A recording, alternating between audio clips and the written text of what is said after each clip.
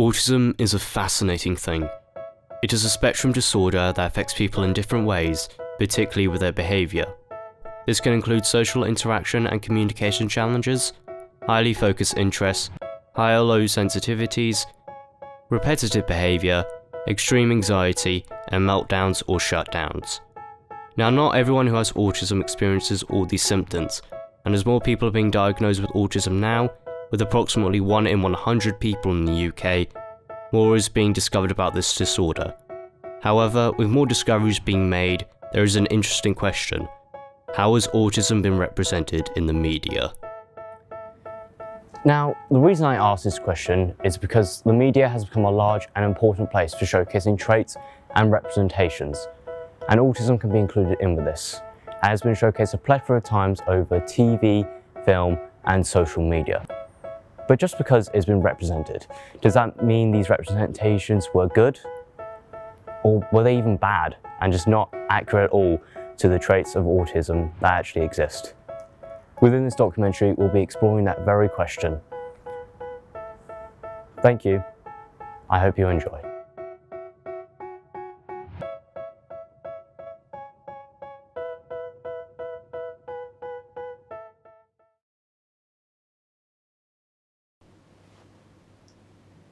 Film and television have become a large part of showcasing traits and representations in the media.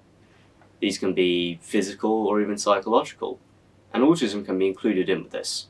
So today we're going to be looking at characters in film and television who are confirmed to have autism or show traits of autism. The first of which we're looking at is one of the first instances of autism in film, and that is Raymond Babbitt in the 1988 film Rain Man. Portrayed by Dustin Hoffman, Raymond is confirmed as heavily autistic and is depicted as avoiding eye contact, disliking change, and engaging in repetitive behaviour. These are all confirmed traits of autism, so on the surface, this does appear to be a good representation. However, this is sort of where the positive representations dip off a bit, as Raymond is also shown to have an incredible memory and intellect, being able to recall just small things they even at a glance at just perfectly. And whilst this does sound like a positive trait, it isn't very accurate to what people with autism have, as savantism can be seen in autistic people is incredibly rare, and the majority of the autistic community does not share this trait. However, because this film presents it as something that is synonymous with autism, it consequently has established it as a stereotypical trope that has managed to shape autism representations and has laid these perceptions to this day. These perceptions can actually be seen from the 2017 series The Good Doctor. The show's been highly praised for having good representation about autism, following the main character, Dr. Sean Murphy, coping with being highly autistic whilst working in a hospital.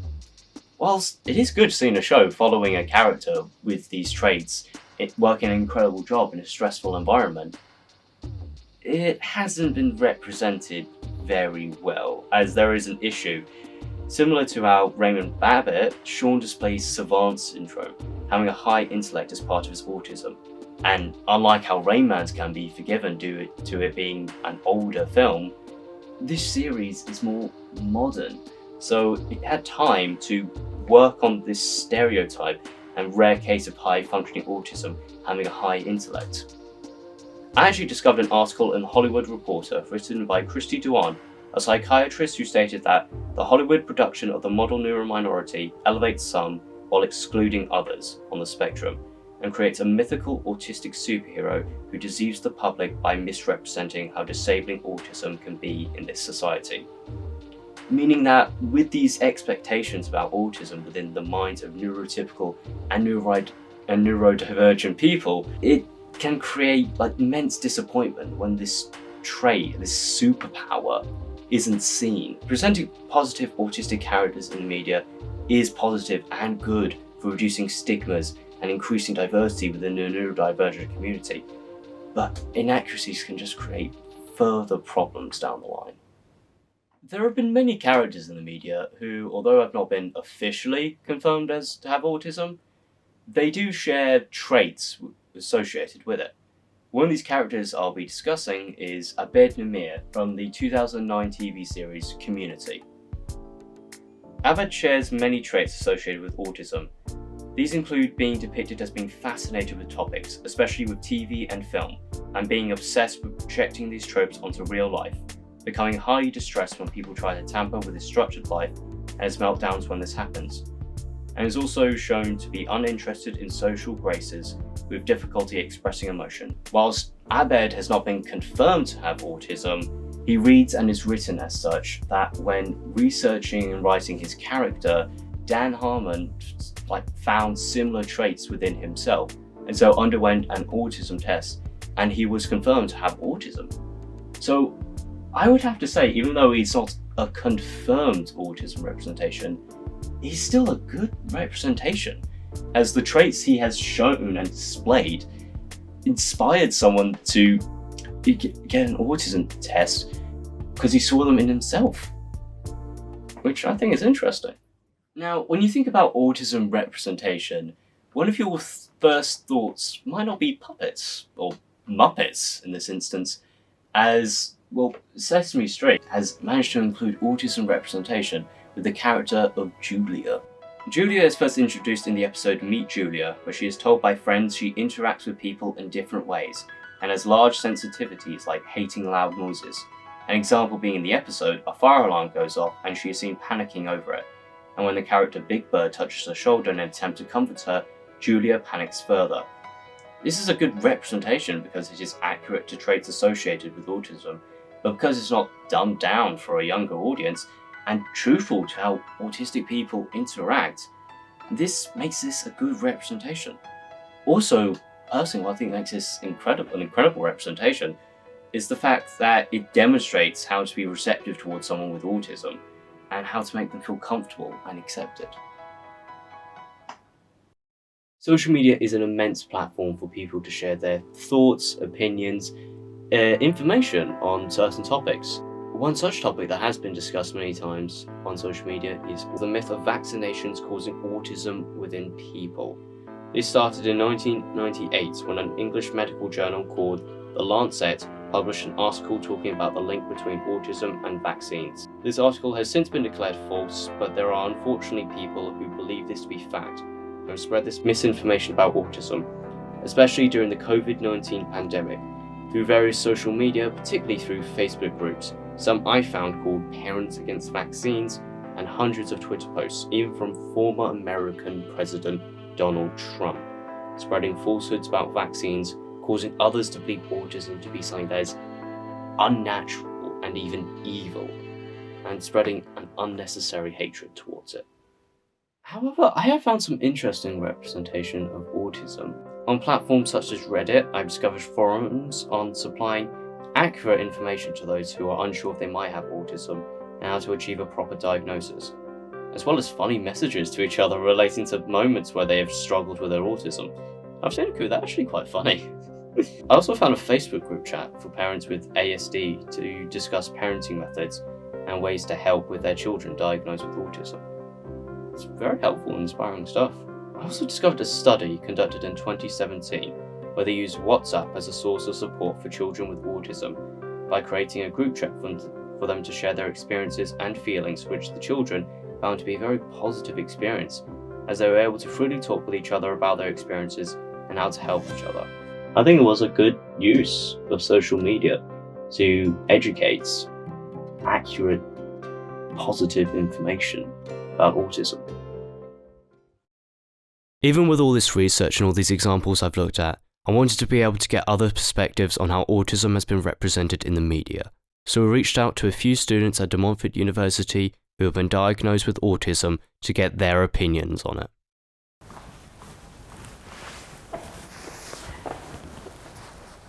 Molly. Hi. How do you believe the traits associated with your autism have been represented across media, particularly film, TV and social media?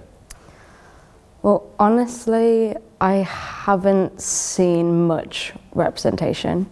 Stuff like comedy films, and I know they're like stuff like Kick-Ass and stuff like obviously movies in that kind of genre, a lot of the time someone will say they have something and it will just be a gag, it will just be a joke, and for me something like that is not really a joke, if you get me.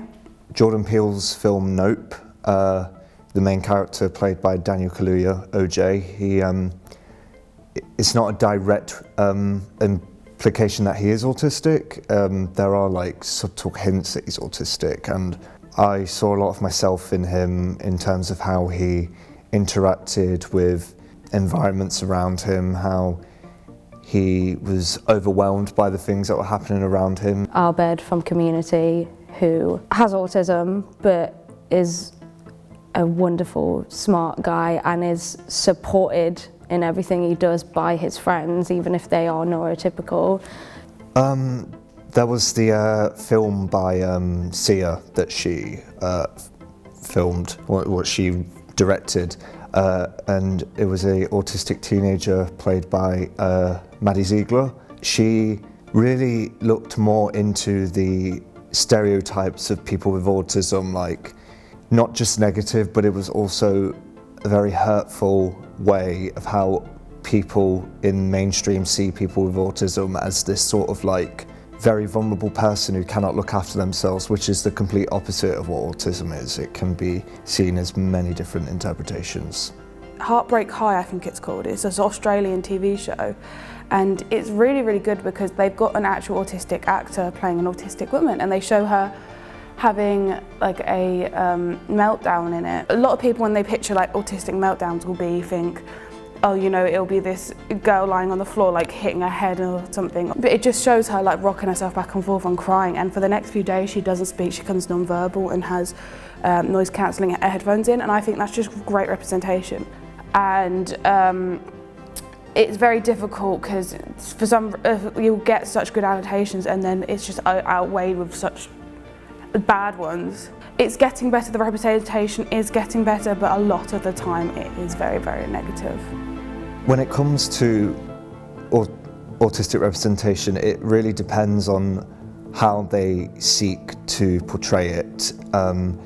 I feel like when it comes to documentaries and real life scenarios represented in film and TV, they really do look at the positives in terms of how children and adults with autism live their life there, whereas in film I feel like they're just seen as like a joke or seen as like a gag, and it's kind of a balanced response really. In general, there's just not much, but the good representation is kind of coded. I think we could be doing more. It should definitely be painted in a more positive and natural light than it is. I hope from what you have seen you might have learned more about autism and even become inspired to learn more about it and what other representations there might be in the media. I really hope so, as this is a fascinating subject and I really enjoyed creating this.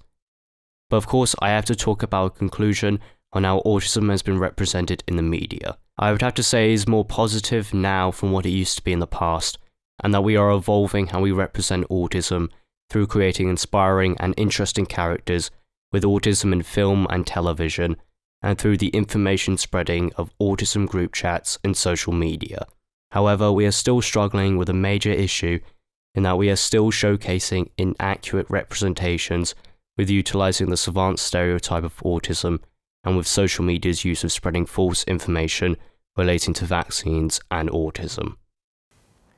With this, I would have to say that the overall representation of autism is inaccurate, and that if we don't improve on correcting this, we won't be able to properly showcase and represent other traits and cultures properly in the media. But I have hope that we'll be able to, because from all of the positive representations of characters and information on social media, we are capable of doing this, and I am sure that we will be able to do this within the next few years, as we are truly capable of this. I hope you enjoyed watching this documentary and that you've learned something new today. Thank you. Goodbye.